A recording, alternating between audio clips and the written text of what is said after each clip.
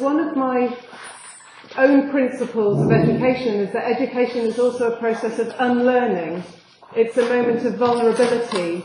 It's a moment of trying to put something out there and you don't know what is going to happen. So I hope that we will approach it in that manner. So think about education in the future. We see the future mobilized everywhere in public pronouncements and policy statements about education. We see these sorts of statements from President Obama. Make no mistake, our future is on the line. The nation that out-educates us today is going to out-compete us tomorrow. And so on and so forth. You hear these sorts of statements all the time. And so implicit in the relationship between education and the future is this educational contract. This assumption that if we invest in education now, the student and society will be better in the future. So, one of the sorts of things that I want to talk about is what sorts of futures do we tend to imagine that education needs to prepare for. Now, I'm not going to go through this in detail because we've heard Gary talk a lot about this morning. But I want really to talk about what happens when you get people talking about possible futures and then what education should do. And I'm going to talk through some of the findings of a programme that I ran for the UK government in 2008 to 2010 called Beyond Current Horizons. And it was a classic civil servant request. They came to us, I led a research organisation called Future Lab, and they said, well, you do the future. You come and tell us what the future is going to be, and then we'll change education to meet it. And we had to explain to them that it might be slightly more complicated than that. But the process was looking at technology change to 2035 and beyond, and some of the potential implications for education. For those of you that are familiar with foresight and futures work, basically it was an applied foresight process that led to a set of scenarios. And we involved a whole range of different people, expert insights, publics, young people and students. And we were asking the question, well, what are the big trends? What are the critical uncertainties? What are the different scenarios that we might want to prepare for and to think about how education might adapt? And so I'm just going to talk about three of them. And I'm going to talk about three of them because they raise interesting questions for me about how we think about the core questions at the heart of educational purpose. So some of the trends that came out in that process were the ones that will be familiar to many of you here around technological development, the assumption that we're shifting towards a situation of constant connectivity to people and networks, the idea that humans will be working with massive computing power, so non-human-like intelligence that may manifest itself in artificial intelligence and robotics, but is already manifesting itself every time we use Google and search. We're assuming that we're shifting into a situation where we're seeing the merging of the digital and the physical, both the augmentation of the human, but also the augmentation of the physical landscape, and the proliferation of data. How many of you know Bruce Sterling's work? That's a surprise. So it's worth having a look at Bruce Sterling. He's one of the brilliant designers of the 21st century and also a science fiction writer. And he's come up with a concept of something called the spine, which is a beautiful visual image of the data trail that we leave flowing out behind us. And obviously another issue that came up was about the rise of biotechnology, cosmetic pharmacology, and how education might respond to this. And just to flag this, I draw your attention to a survey reported in Nature in 2009 about how education and parents might respond to biotechnology. When asked whether healthy children under the age of 16 should be restricted from taking these cognitive enhancement drugs, most respondents said that they should. But 1/3 of respondents said that they would feel pressure to give cognition-enhancing drugs to their children if other children at school were taking them. Now, the reason I put this up there is because when we're thinking about futures and developments, what this quotation highlights is that any developments enter an existing social context. So one of our questions is, what is the world that these developments are entering into, and how might that shape them? So some of the questions that that sort of way of looking at the future raises are, who is the student in education? What are the edges of the student? How are they augmented? What concept of the individual are we working with? Gary finished this morning by talking about an education focused on the individual, and I know we'll have lots of conversations about person-centered education. And one of these questions, one of this way of thinking raises the question, well, who and what is the person that we understand at the heart of education? I'll move rapidly on. A second significant trend that we were looking at was around population ageing and demographic shifts. And this should be familiar enough to all of you by now. But the sorts of questions that come out of that are around, well, where should educational resources be invested? If we're looking at significant population ageing, should we be thinking about investment in early years, in universities, in lifelong education? In the UK, part-time education has dropped by, I think the figure, I put significant here, I think the figure is nearly 50%. Part-time enrolment in university education has dropped over the last 5 years as a result of the fees being introduced. So there are huge questions about who a university education should be for and how we should pay for it. The third big trend that we were looking at was around economic development, and here particularly I want to reference the work of Phil Brown and Hugh Lauder, whose research into the way in which talent is recruited by global multinational corporations is absolutely instrumental. And here some of the questions that we were looking at was what happens if the middle classes are effectively hollowed out from the labour market and we end up with a polarisation of the labour market. Do we lose the rungs on the ladder, and do we see ourselves in a situation of radical labour market polarisation? So again, some of the questions that raises for education are, well, what does economic resilience actually look like for young people today? I was talking with a couple of our students last night about the challenges that they're facing entering a labour market in which youth unemployment is so high. So one of the questions that we want to be thinking about is, do we need to get beyond a discussion about a reliance on jobs towards a recognition of the other factors such as communities, family and home care, and local economies that are able to withstand global shocks as core components of what we work with as interdependent economic resilience? So I put those up there simply to talk about the sorts of futures that get discussed as significant for education. Some of the things that were missing, though, need also to be acknowledged. This is despite working with a significant number of people. Missing from discussions of the relationship between education and the future was the possibility of radical positive transformation, the possibility that massive breakthroughs might be achieved. We also saw people struggling with thinking about geopolitical structures. What happens, for example, if Europe stops functioning? And so what I really want us to talk about today is what are the ethics of telling stories about the future in relation to education, if the stories that we tell are always going to be partial. My response to this was in relation to a book that I wrote in 2011, was in the end to try to move beyond projection and prediction to help people to imaginatively occupy an alternative future. And I ended up writing a fictional chapter that imagined a possible future for education. And what is noticeable is that was taken up, this story was taken up and used by schools and colleges and universities more than any robust piece of academic work I have ever done. And so if we're thinking about theories of change, one of the things I'd like us to think about is how we tell stories about the future. But the big question, the big challenge, I think, is not really about working out what futures education should be preparing for, as to ask what assumptions about the future and its relationship with education we're working with. And what does this cause us to ignore or neglect? Now, what we can see is that there are a whole set of dominant orientations toward the future in education that have been described by Noel Goff as tacit, tokenistic, and taken for granted. In other words, the future tends to get invoked rhetorically when we talk about education. We see three broadly dominant orientations, so it will be interesting while I'm doing this to say, where do you fit? How do you see your relationship between the future and education? So the first orientation is understood as optimization. So here we see the future as a landscape that exists out there, And it's a landscape in which we can make rational choices, and education is about preparing for that existing landscape. So in other words, here we treat the future as something that can be known, where present decisions can be weighed up.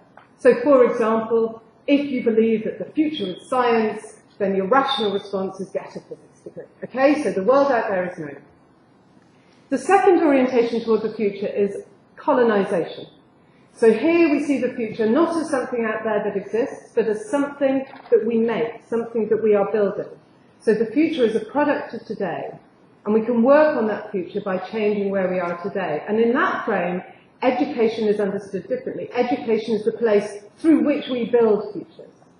So, for example, you think about a particular future that should be brought into being, whether this is a future of international global competition or of environmental sustainability, and you say we educate people into creating that world. The third dominant orientation is an orientation of contingency, which sees the future as a site of risks and hazards and problems. And education at that point is about best defending ourselves against those risks and hazards and problems.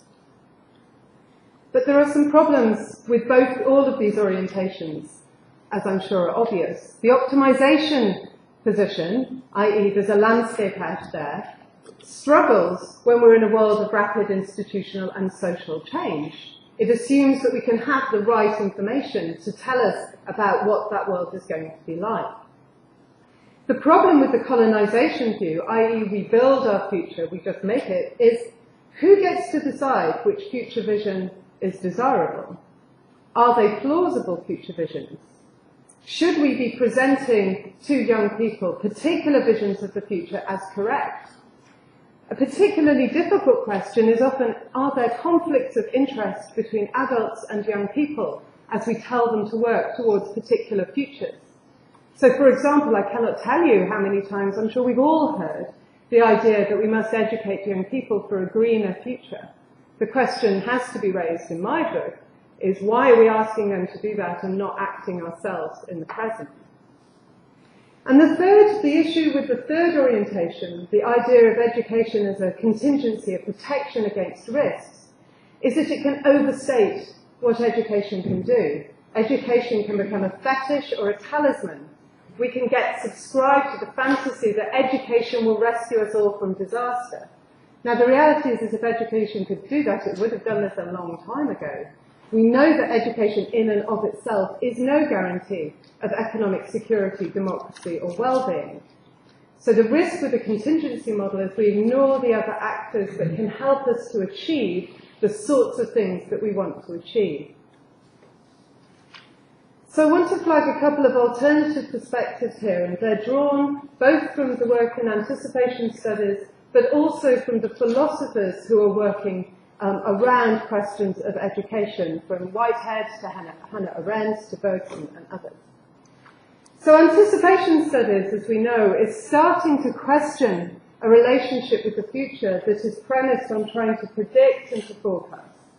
It draws on a whole range of different perspectives, from utopian studies to new awareness and critical studies. And here the position is probably best captured by Riel Miller, who I know is a contentious figure in the futures field. And his argument is that the challenge is not that we must find ways to know the future, rather we need to find ways to live and act with not knowing the future. And I'd next like to flag the work in philosophy of education, and here I'm talking about Hannah Arendt, you could go back to John Dewey, Jan Machelin's work, Gert Hieste's work.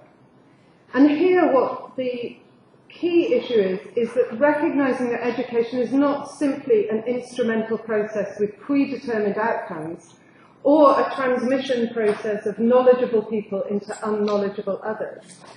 Education instead is a provisional and non-guaranteed relationship. This is a course that we're doing here. There is no guarantee of education and learning happening. None. Zero. It depends on the nature, the way in which we respond to each other's invitations in the setting. The reference this morning was to Freud's concept of education as it was presented as mission impossible, but it's actually an impossible profession. It is impossible to do education to somebody else. It is always a provisional encounter.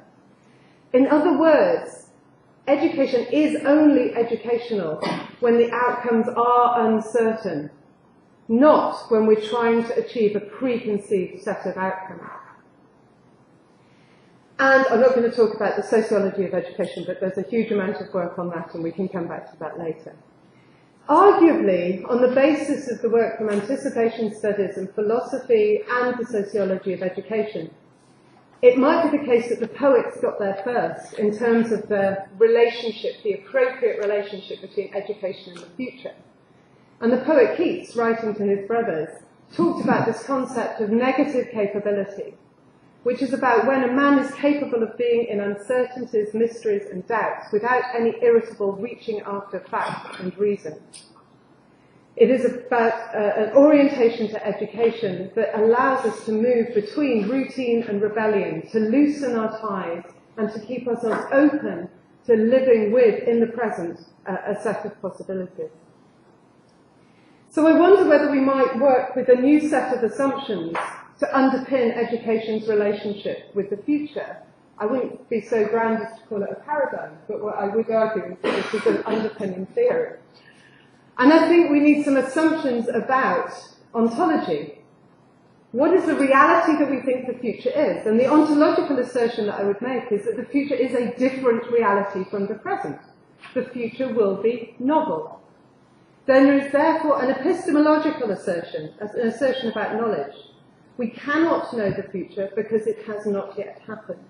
And any claims of foresight are necessarily imperfect and social positions. And I think a third assertion that we might want to work with is around causality. Time is not linear. The future acts on the present through anticipation. Ideas of the future shape our perceptions of the present and the past, and unexpected consequences can emerge in conditions of complexity. And on the basis of this, I'd suggest that we need a different educational contract. The educational contract should no longer be preparing young people for or against a future we have already imagined. Instead, education's role is to create the conditions that will enable students to confront uncertainty and to participate in the dynamic disclosure, imagination, and creation of possibility in the present now. So, what might that mean? What might a curriculum that is oriented towards uncovering the possibilities of the present as opposed to preparing against or for or to create the possible future? Well, I think it would have 5 elements. The first of these is recognizing the present as a rich, a deep, and an abundant site. And here I reference Roberto Poli's work on the idea of the thick present, a way of recognizing the multiple layers of reality that are materials for creating futures. And if we recognize this, we acknowledge that the present has a surplus of possibilities. And here we might think about Brian Masumi's argument. In every situation, there are any number of levels of organization and tendencies in play, in cooperation with each other or at cross purposes. This uncertainty can be empowering. It gives you the feeling that there is always an openness to experiments, to try and see, to bring a sense of potential to the situation. It is an open threshold, a threshold of potential. The second element of a curriculum of the present would be to move towards an idea of using the future rather than trying to predict it. And here I look at the work of Ernst Bloch or Ruth Levitas on the uses of utopia. Utopia as a set of ideas that allows you to produce discontent with the present and to pull you into the idea of a possibility that might not yet be realized and might not yet exist. The third component of a curriculum of the present is the component of critique. Critique is the way of asking ourselves, does it always have to be the way it is at the moment? And critique, as Nicholas Comprides asks, is the basis of democratic politics. I'll skip over that. But I think we need to recognize that this sort of curriculum of the present is incredibly difficult. The work of opening up possibilities, of finding possibilities, of challenging what's going on is very hard.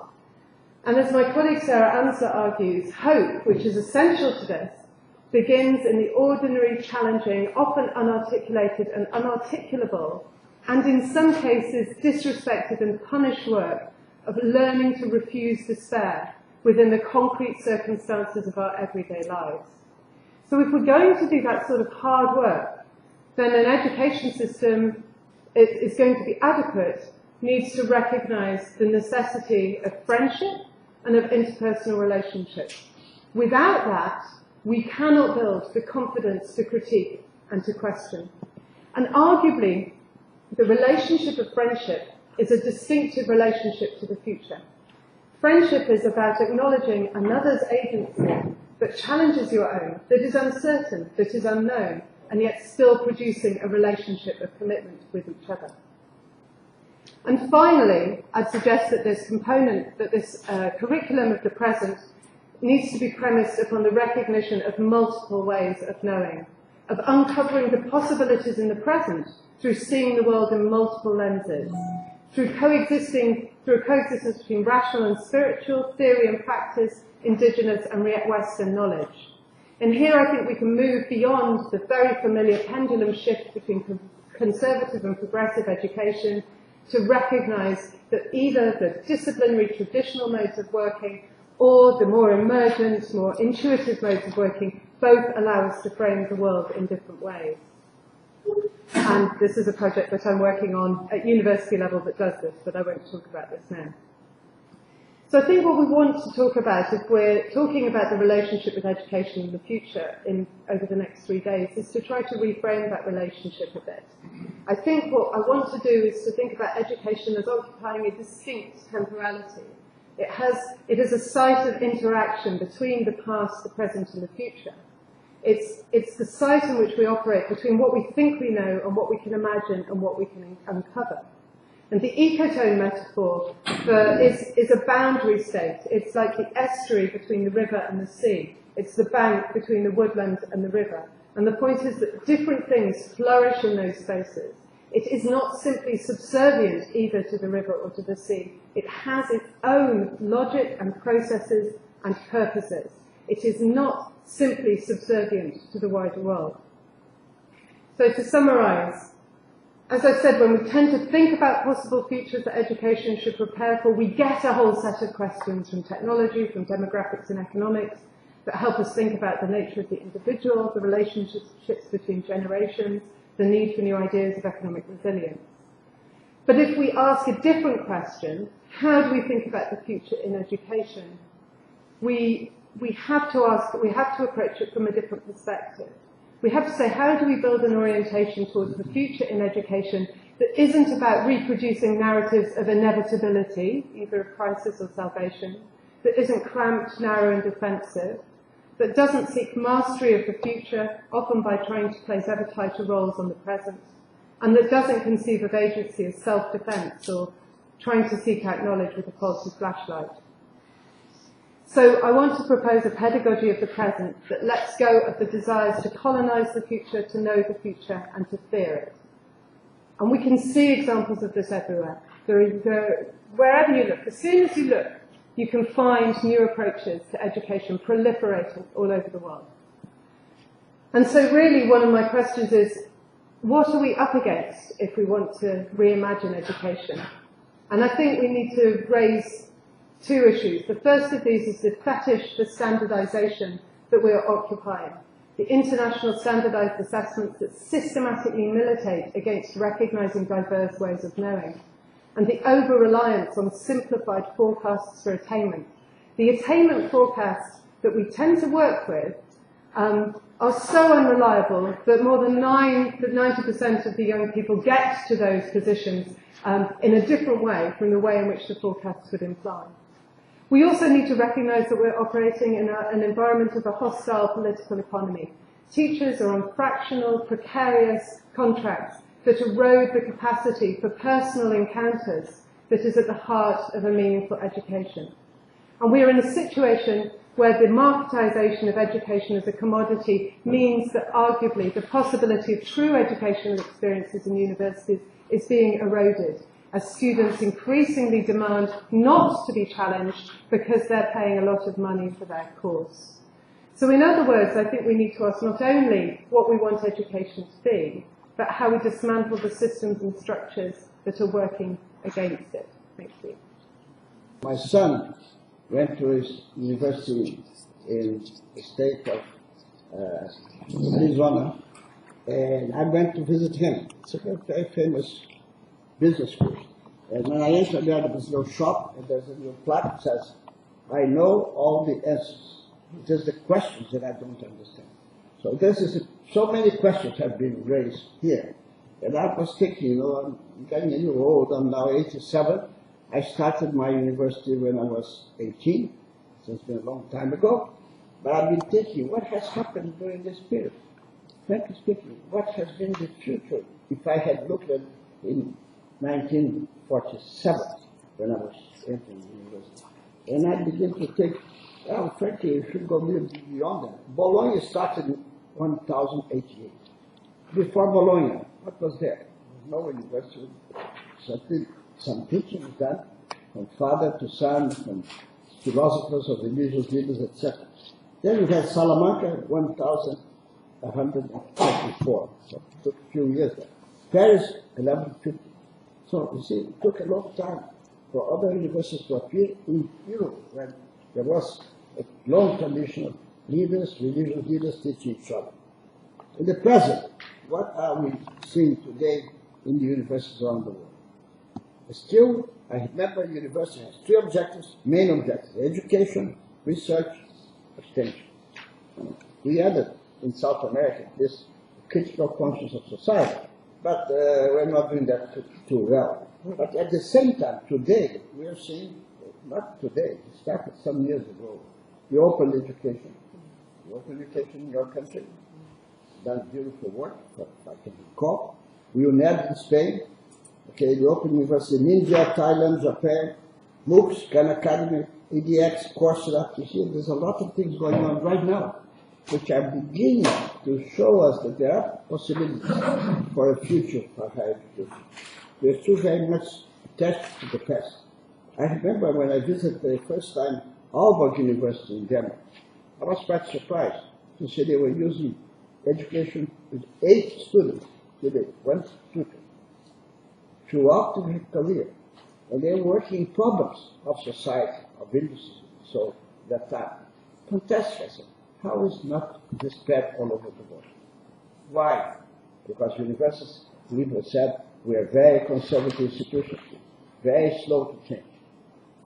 Not only Aalborg, okay, say Maastricht was doing the same thing. Quest University in Canada, in British Columbia, the first private university there, is doing something fantastic. But not spread around. Stay there.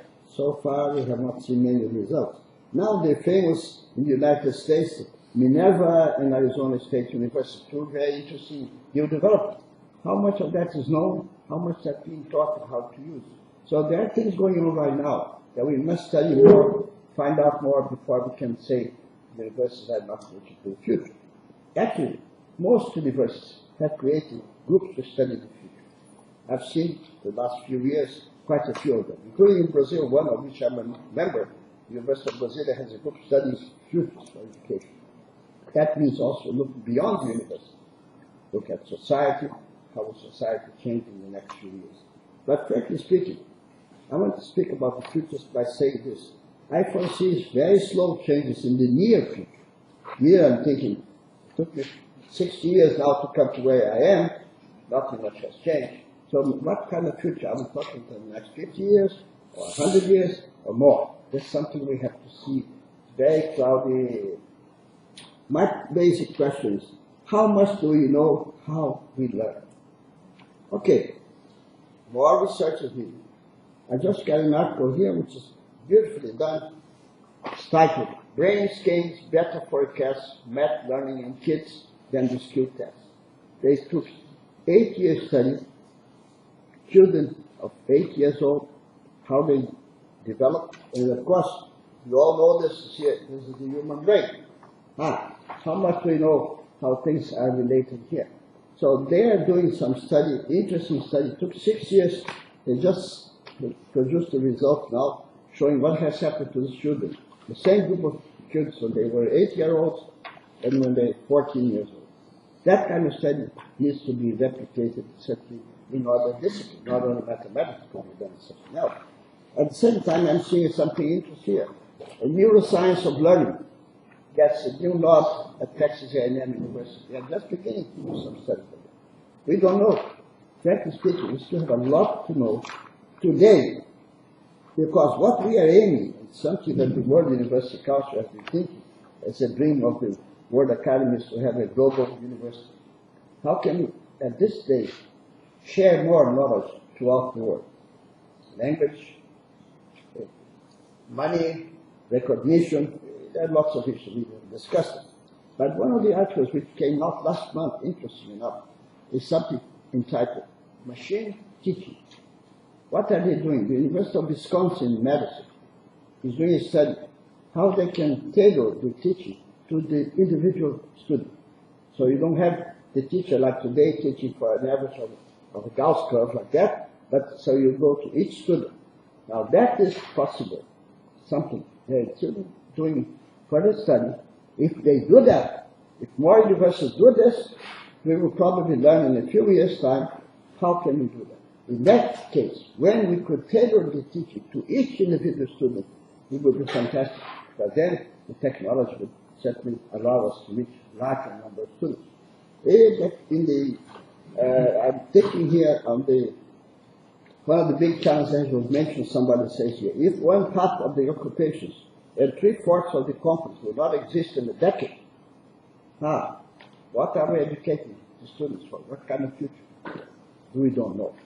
Okay, finally, there are major developments. We have learned already from the data collected that we should go into this interdisciplinary studies, not focusing disciplines, but try to look at it.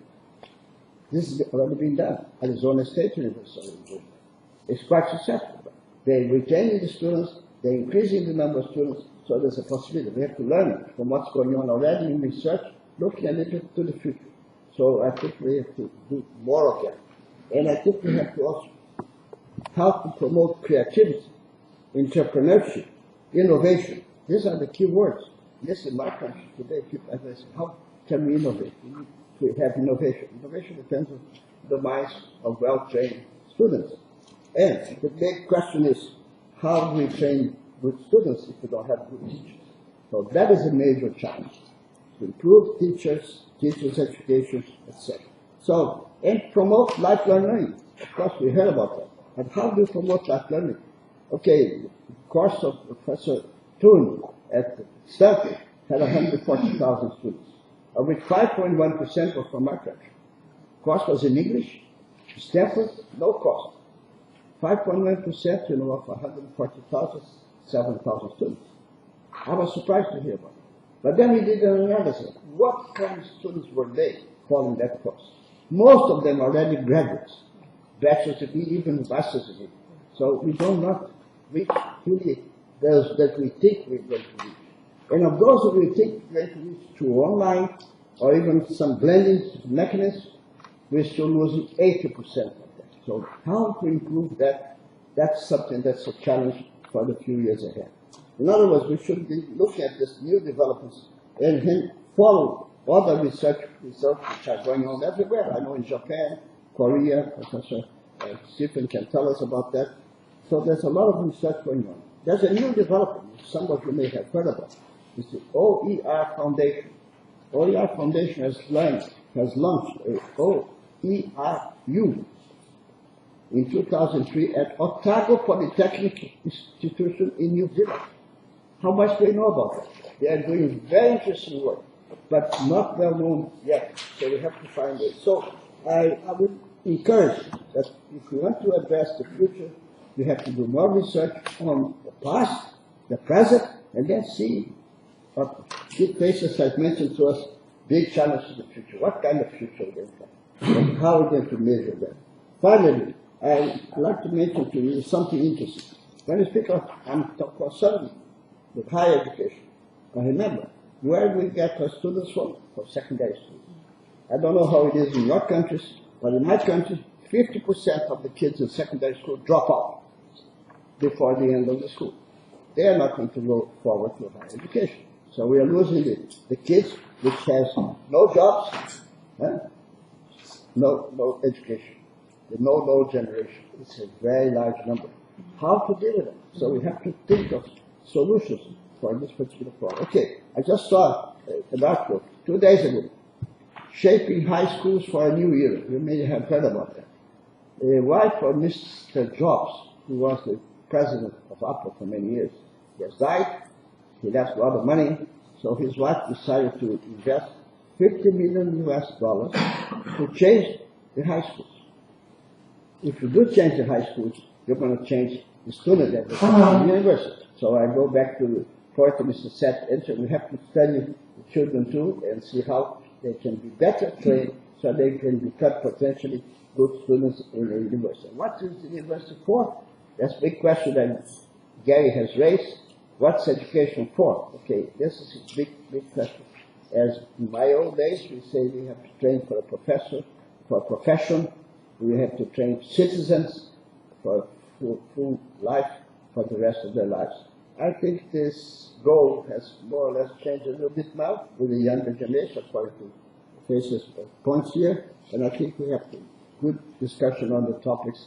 And I want to stop right here because I don't want to speak long. Okay. Thank you very much. I will focus on institutional questions that existing and changing universities, not as a whole educational chain, but I will just focus on the universities. And the result of my reflections are that university leaders need urgently a kind of paradigm how they should organize their education at the university. So I have to explain a bit what I mean by a paradigm. A paradigm is a living system. A paradigm is not a fixed structural device for implementing something at the present which will be outdated already tomorrow, but it has to adapt, and this is the reality. In all institutions, including the university, they adapt every day, but by far too slow. They are not flexible enough, but they are changing. And for a university leader, the most important thing is that we have some orientation of this living paradigm to implement things. What happens now, and you mentioned it already in some countries, that you have many changes in the universities, and many small changes only, and also in only certain disciplines that the universities are changing. But as a whole, they are very rigid. And for the rigidness, the rigidity is also due that you do not know what comes next, because you are relying on the main disciplines in the university, what they say to you, what kind of university professor should be appointed or not. So this is the short time, but you shouldn't underestimate that universities reflecting all these things more or less in the hidden scene. You have in many disciplines very progressive people, and out of them comes these new activities, but this is a minority. But we have it. We have it. And for this I will just mention a few things. Why the universities are not only rigid, but they are also flexible in certain areas, because they know that the education is the most important. Gary said it already, technology, human mankind has to come to terms with their lives. So it is education, and people have a long history in philosophy and in all disciplines, that education is the most important thing for regional and global development. I give an example. Recently there has been made a study about education on the global level, and they found out that those nations which are best educated come best to terms with natural catastrophes which are coming immediately. They save, because they are educated, they can save themselves and their houses and things. They know, they come to terms with the new situation. And those who are badly educated, they run into the catastrophe, and they are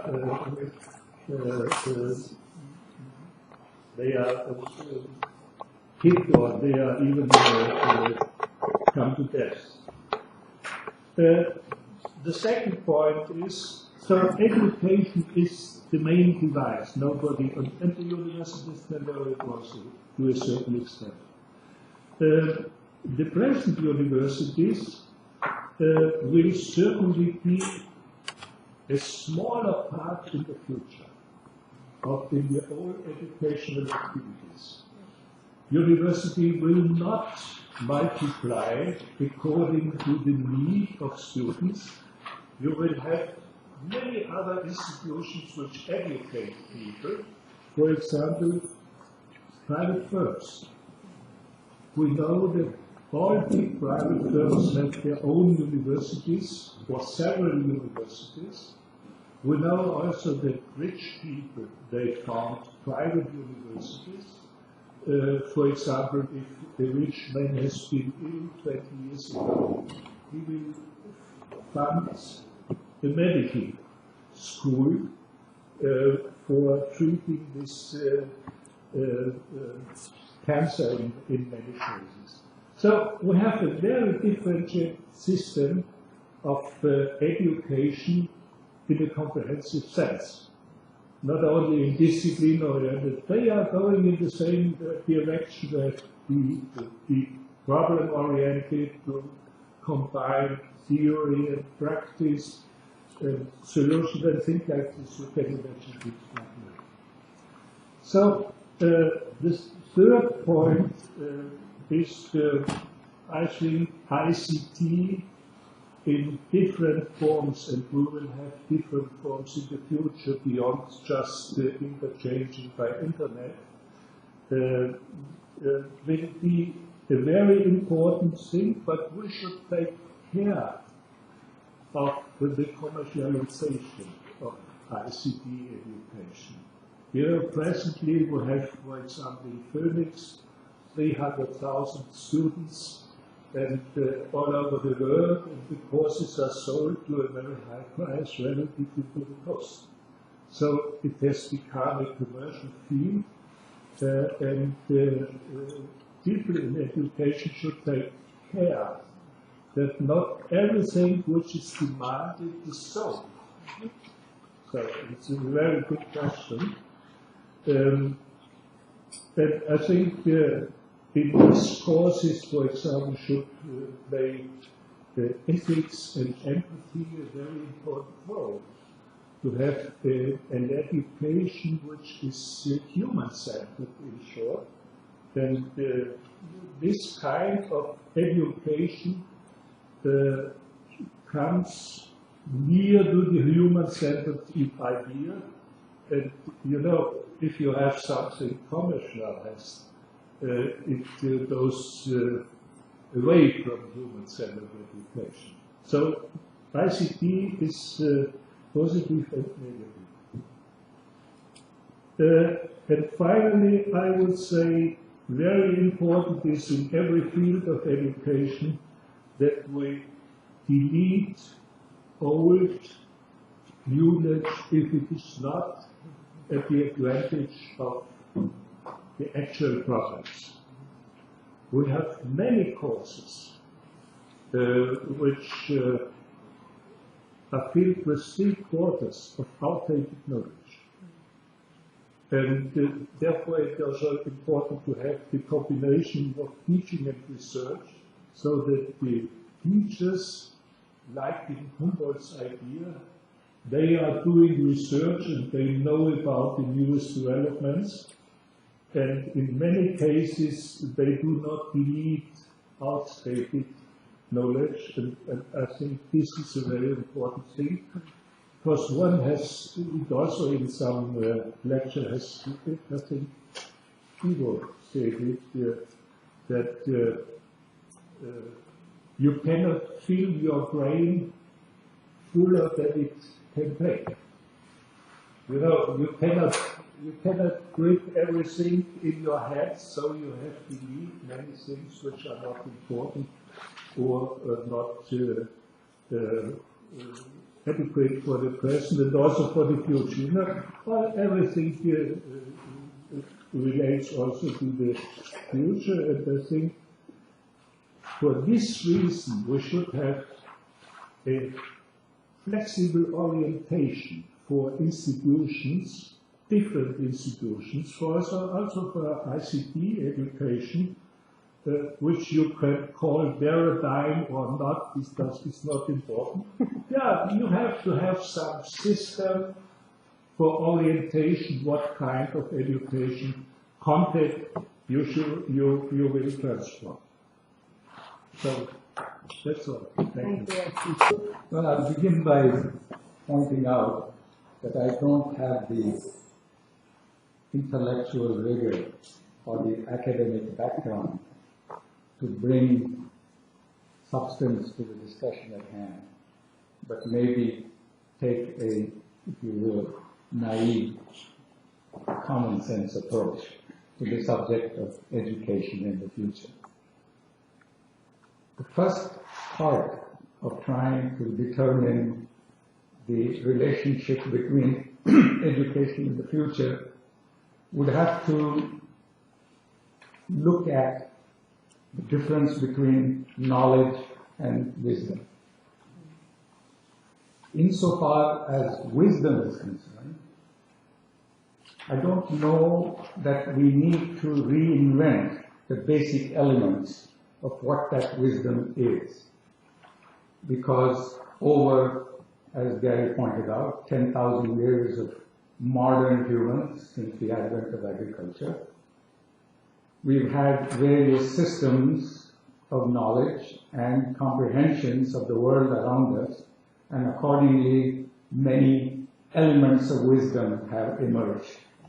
Perhaps the first exercise should be is to see if there is some convergence or some consensus as to what the elements of such wisdom might be given current circumstances as they are, in the sense that in the past they were localized, they emerged out of specific context, but now we are dealing with a globalized context, and so to that extent they have interacted or are interacting with each other. But is there something that we might describe as universals?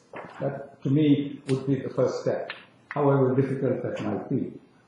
The second thing, as I would point out, is again, history is replete with disastrous attempts at imagining, designing, visioned futures and then trying to obtain them. As I see it, if such a thing were possible, we have been on the planet as modern humans for 200,000 some years, and it's likely that we would have already arrived at where we should be. But since we have not, I think one has to look at the idea of designed, imagined futures itself, and to see perhaps, is there another way to comprehend how the future comes about and how might we get involved. So here is something that I would like to point out in terms of what that complexity is. Take a look at the fact that each one of us from different parts of the world assumes several identities at any given time, depending upon the need or the requirement at that point in time. You are an individual, You're a member of a community, you're a member of a neighborhood, a state, a country, or as it's now being pointed out, we are global citizens. Imagine what I'm going to try and describe this in a three-dimensional axis sense. Assume that to be the first axis, the x-axis. The y-axis, as we are now currently finding out, is the fact that we operate as participants in a variety of complex systems, such as the different cultural systems, the different religious systems, the different political systems, the different social, the cultural, and the economic, in the sense that not any of those are recognized as a universally acceptable single aspect of what we might be able to contend with. That's the second axis. And the third axis, now that we are beginning to understand, is that we are part of a system, the Earth, or the planet Earth system, which has its own elements as the z-axis, which might be described, the elements of which might be described as the biosphere, the geosphere, the atmosphere, and if I may take the liberty, some rigorous scientists may not agree with it, but if I were to invoke Teilhard de Chardin, the noosphere. So if you were to take a look at these three dimensions that I have just described, every single individual has a complex interaction possibility of 5 times 5 times 5 is 125 different possibilities. Simple, in very simple terms. And if you look at our realities on a daily basis and you read the newspaper or you look at somebody trying to do something, it seems to fit this analogy of saying, wait a minute, that's one cultural system interacting with another, or one ideology interacting with another one, or one individual from one neighborhood trying to dictate terms to another. And there is no such thing, therefore, as a simple approach to looking at what that future should be and then trying to attempt to arrive at it. So what's the alternative? I would submit that there is a possibility, and that has to do with considering the outcome or the future as an emergence.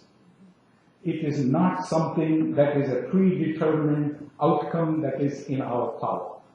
What does that mean by way of human interactions with this kind of a complexity? And here what I would like to suggest is there is a principle in physics or in nature, as it is described as how nature works. It has to do, it's a complex thought experiment that I'll try to describe later in my presentation in the afternoon, but it refers to the concept of a sand pile and so on. But the point is this: humans are of course participants. Humans are of course involved in making or causing some outcomes to occur. And in that sense, they are active participants. Active participants insofar as the choices and the decisions that they make on a day-to-day basis. And to that extent, their inputs are important, but the complexity of the interactions is such that it self-organizes into an outcome at critical tipping points, and the future then comes before you as an emergence.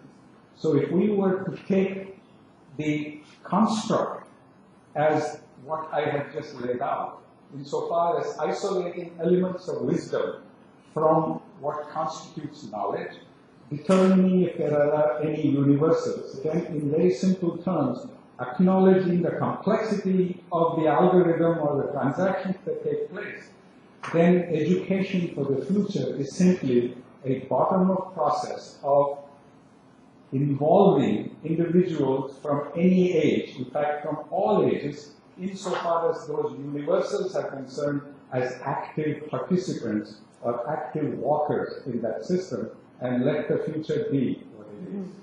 Thank you.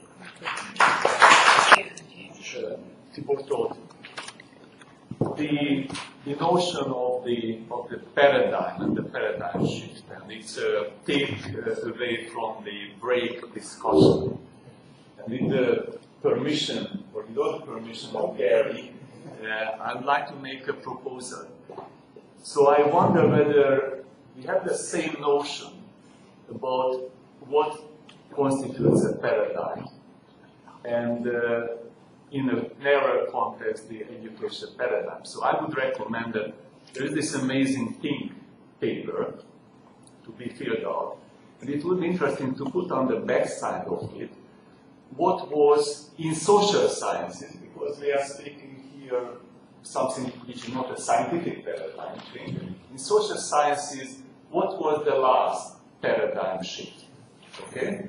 And in education, what was the last paradigm shift? I hope it's disruptive enough for the next. So we can hold on to that, and yes. That can be our hope. But a substantial point, very quickly. The notion of the past in plural and the futures, and I think it would be important to go back later on to the points Keri made: contingency and the colonization, three approaches. My feeling is that the period we are going through should define a changing mix of those. So to give you one example, my favorite period, the turn of the 19th century. I think adding the third notion, the contingency, compared to the bright future type of thing, would have helped us not to go through the upheaval of the First and the Second World War, because contingency was not undermined of the individual and the collective mind. So if we apply a SWOT analysis, strengths and weaknesses, opportunities and threats, there are periods when there should be much more emphasis on the weaknesses and on the threats compared to the strengths and the opportunities. Great, thank you. Last time we had a word that really sticks into my mind is the future is uncaught from the present. At that time, the speaker was telling about 1989 and how the East and the West just merged at the end of the war. And this had not been prepared or thought either by Gorbachev or nobody. They said, okay, maybe in 10 years. And from one day to the other, the war was down. So the future is uncaught from the present. And I think there is something that was touched by the notes here, which is the power of our collective intelligence and the power of our intentions.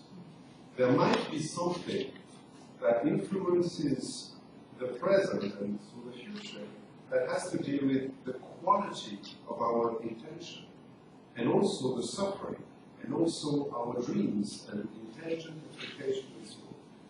So my point is here, what do we do to cultivate the right attention and intention? Thank you. Alberto Zucconi, EHP. Keri, I was fascinated, thank you for this presentation. Very stimulating. I would like to discuss about the 100 points, but very quickly, I think you addressed, in my opinion, correctly, not talking about this explicitly, but the power lines. I think that it would be important that in any discussion about the future, about education, to make the implicit explicit. And it's not only the power line, the power, balances, but also there is no possibility of talking education, about talking future, if you don't talk about value. There is no possible not to have value in when you say education. So make for a democratic discussion, we all should make explicit what is inevitably implicit. Not only value, though, would be not enough. In my opinion, make explicit the vision of human nature. You cannot speak about education without having an implicit assumption about human nature. Not only about that, about society. So to really work, fruitfully, those things should make explicit. If I understood you, and your English, so wasn't the problem of the language, but I'm a little thick sometimes. So if I understood you correctly, then in a few points I slightly disagree with you. The following.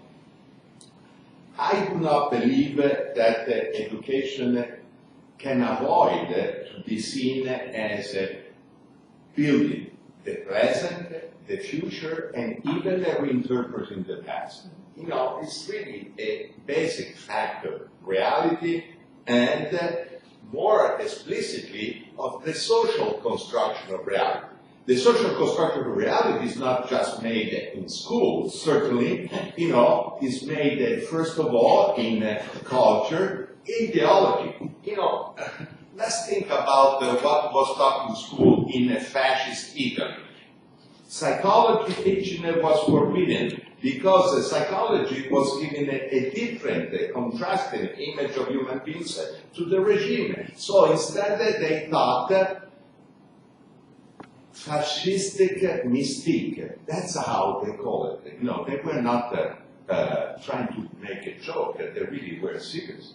Let's talk about the teaching of Pol Pot with 30% of their education to create the new Cambodian man.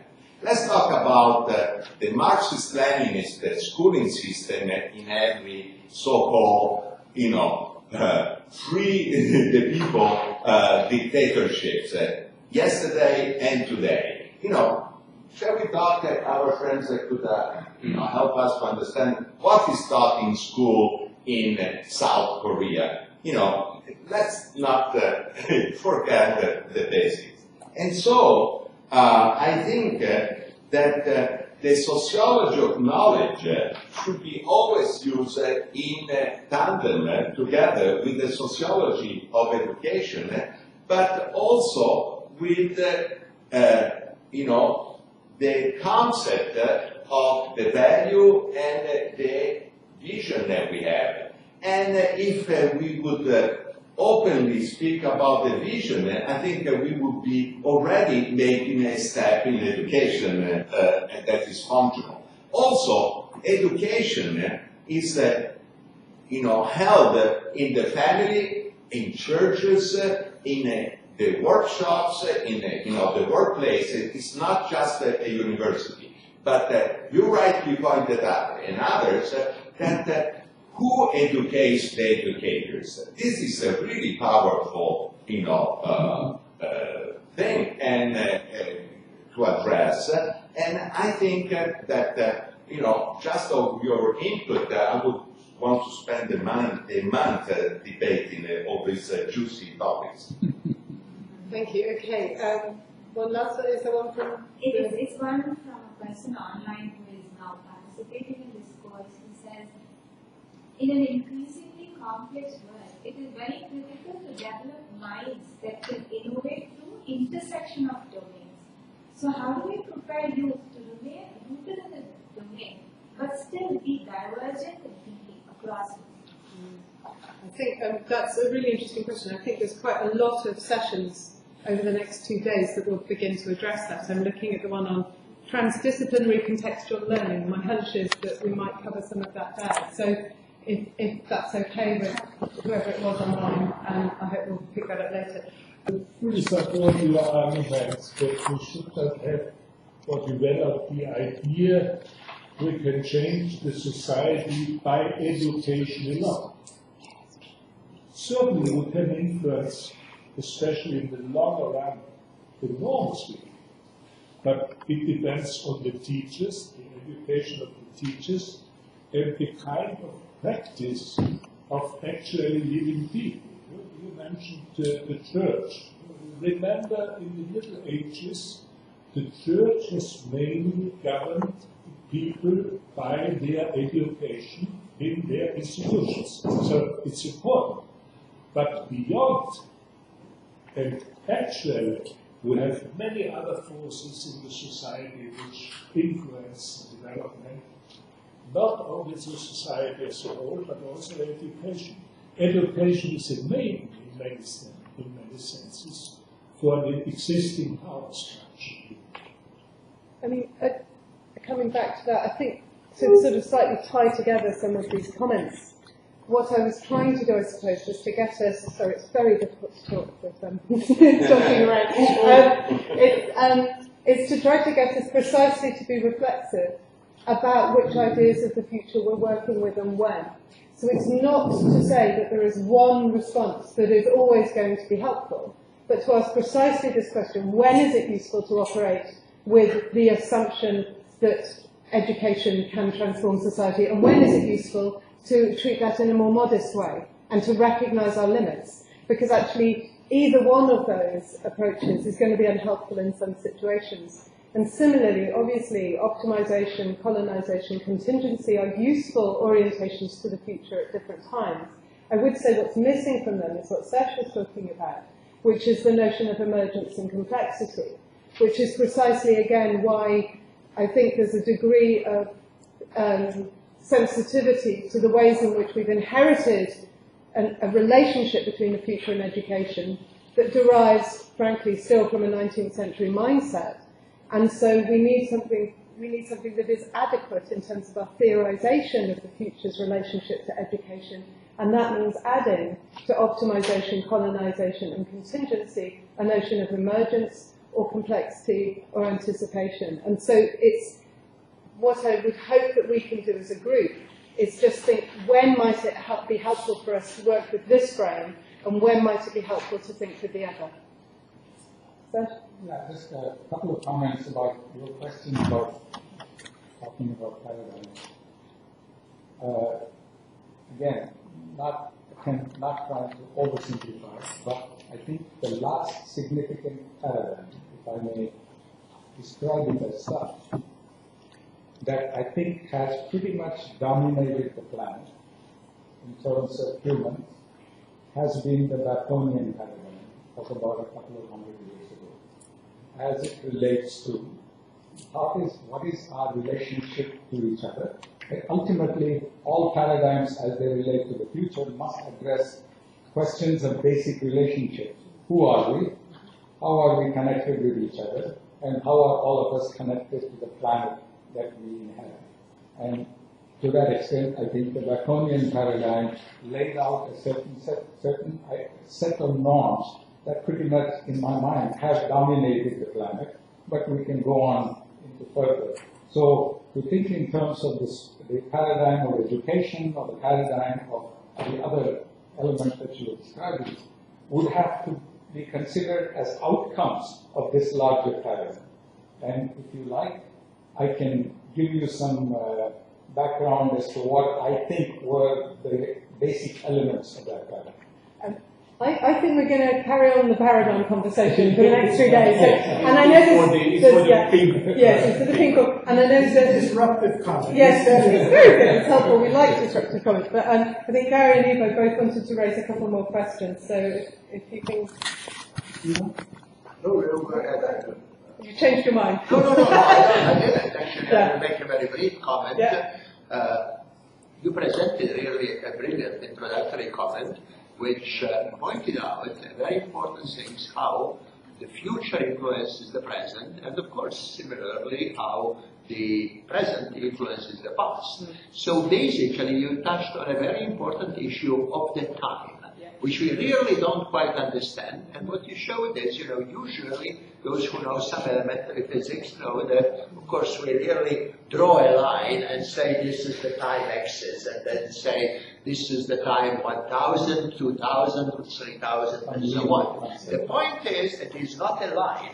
Really is two-dimensional, multidimensional, really. And when you are speaking about is not a point, but the possibilities of which some are realized and some could be realized in the future, so the time is not really linear, is in loops. And to really bring to the question of the art, let me remind you of the beautiful pictures of Escher, who really goes in these famous loops. And that is essentially what the time is. So in view of that, the concept of the paradigm is typically in a linear, one-line fashion. So that paradigm is in itself faulty. And that is the point that Keri actually made, and I think we should realize that. So when you speak about, let's say, something like French Revolution, October Revolution, this is still point. The reality is much more complex. Thank you. Great. Well, thanks to all the panelists for very stimulating, provocative perspectives. It's going to take a long time to digest all that we've heard just in this session. A couple of things came and intersected for me, and I wanted to put it back as a question. Sesh, I liked your comment very much about wisdom, and it's a big topic in itself. I hope we can come back to this in the session on values later this afternoon. I mean, wisdom, you didn't really define it, and wisdom admits of many definitions, but I tie it back to the quote I gave from Whitehead this morning about life.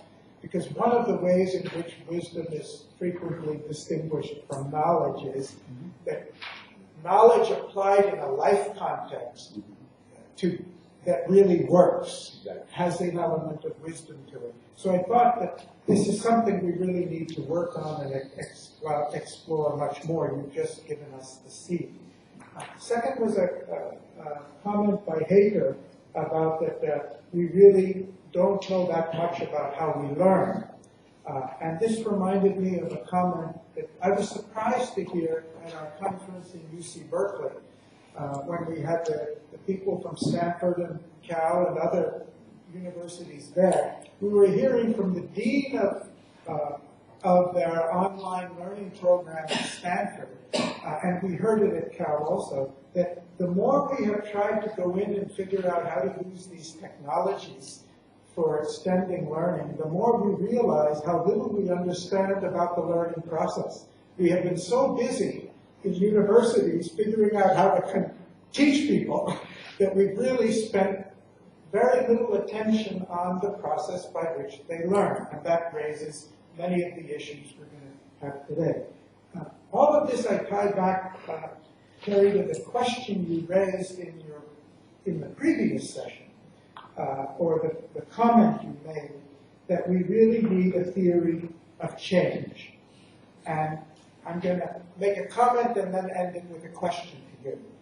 And that is because I totally agree with that comment. In fact, we spent, depending on how, we had two back-to-back sessions covering 12 days here in this room last August, September, talking about the process of change at the individual level and the social level, which is a core issue for a new paradigm. We've gone through many processes in the academy of trying to understand, before we try to figure out what a new paradigm might be, how do paradigms change and how have they changed in the past? And the disruptive question, which this disruptive leader, he's a disciple of, and a leader, an example of disruptive leadership, has been, the more we reflected on it, the more we saw there have been many different changes. When we talk about how do paradigms change, you raised the point, Keri, that always comes up is how can we overcome the resistances? How can we overcome the organizational inertias, which seem beforehand to be almost insurmountable? How do we overcome the existing power structures? And that's why I was happy to hear Pierre refer back to something that happened again in this room in March, when Alexander Lukatol, who had been the assistant and advisor to Gorbachev, told us that 3 days before the Berlin Wall collapsed, Gorbachev and Kohl were talking, and they both agreed that German reunification was probably inevitable, but that it would take at least 20 or 30 years before we could think about it. 3 days later, the Berlin Wall fell, and a year and a half later, the thing was over. So whenever we come up to this issue, I keep reminding myself of that, because the paradigm changes tend to be not only radical, but they tend to come quite suddenly. And up until a certain point, the resistance seems to be insurmountable, and then suddenly you're on the other side of a change. So my question, there's a lot of rich material here, but the question I wanted to put back is, to what extent can we now begin in every subject, whatever the subject is, including mathematics? I'm reading a book on paradigm changes in mathematics, or physics, which appears to be a non-social science.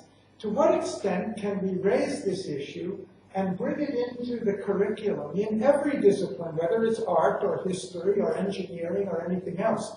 So we're not just teaching about what we know, but I think more importantly, we're teaching about how we learn, and we're teaching about the way in which we change what we know, and we change what we do. And that's something that crosses all disciplines, which itself is so anyway, I put it back. Where in the colonization, the models, does that come in some way? Yeah, I mean, I think I maybe didn't explain that I framed those three as actually quite problematic dominant discourses. I'm not advocating those as frames to work within. And I would add in precisely an orientation to the future that is about emergence and possibility. So all of that, I think, is about that opening up of possibilities. I mean, that's the heart of the educational practice. And recognizing that uncertainty and that space for possibility in the present is precisely the point that I was trying to make. And that is I think that's the nature of education. I think that where we need to step back is not from saying where do we fit it into arts or science or whatever, but actually to have a core conversation. What do we think the educational process is? And that requires us not treating it simply as subservient to society or as instrumental to everybody else's goals, but to say what happens in these encounters.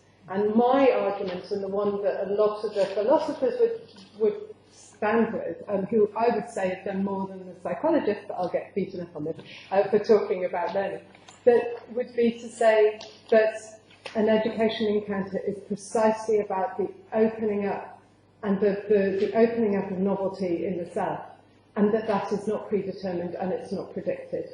And arguably, for me, the relationship of friendship is the one through which that is most lived and present in one's life.